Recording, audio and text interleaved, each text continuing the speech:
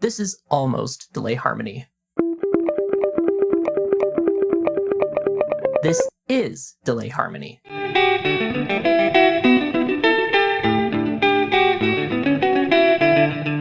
So what's the difference? In order to answer that, we first need to talk about this guy, Rob Scallon. He's a masterclass musician and guitarist and also has his own YouTube channel, hint hint, wink wink. Way back in 2011, Rob released the dreamy piece known as Rain. While Rain may sound incredibly technically complex at first, it is actually quite simple to play. Instead, Rob Scallon employs a unique technique in order to give Rain its dreamlike qualities. He uses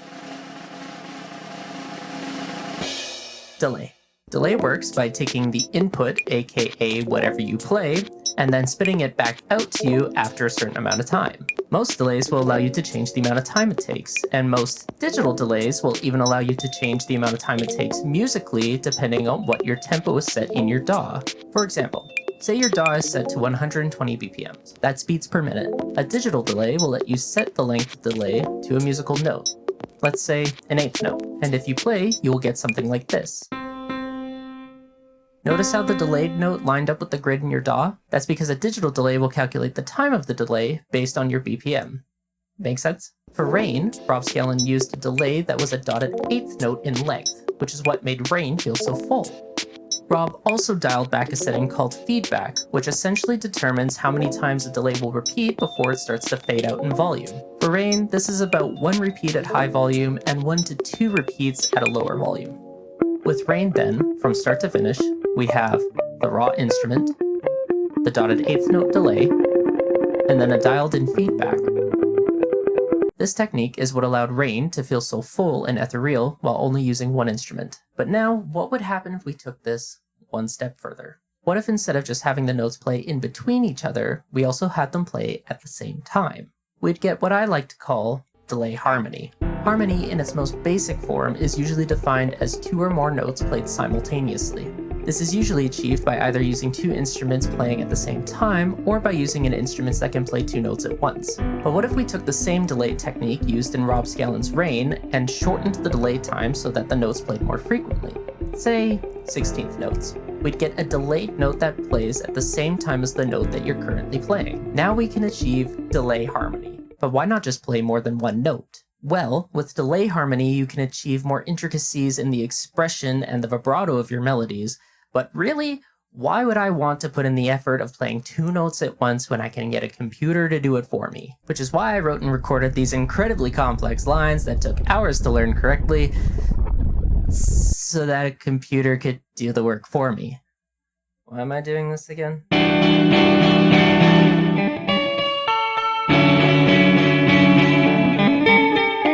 Oh yeah, that's why. The idea of delay harmony is not new though. Not new starting with me, and not new starting with Rob Scallon either. Brian May, the lead guitarist from Queen, one of the most famous bands in the world, also used this technique.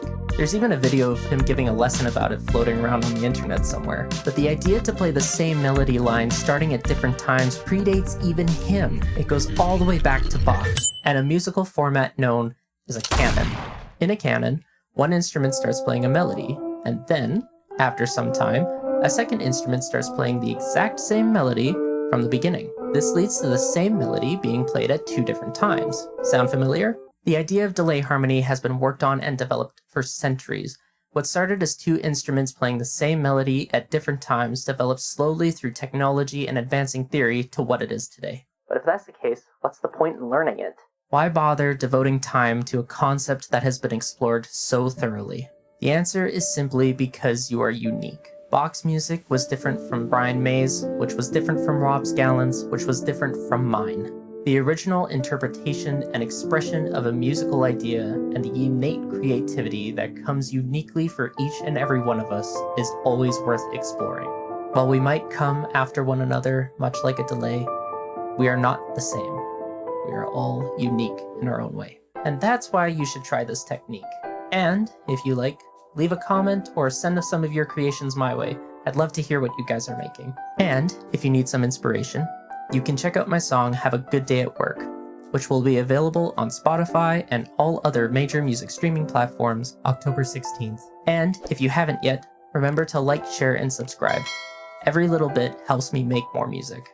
As of this video, we are at 25 songs, not including Have a Good Day at Work. But that's it for this video. Thank you everyone so much for watching, and I will see you next time.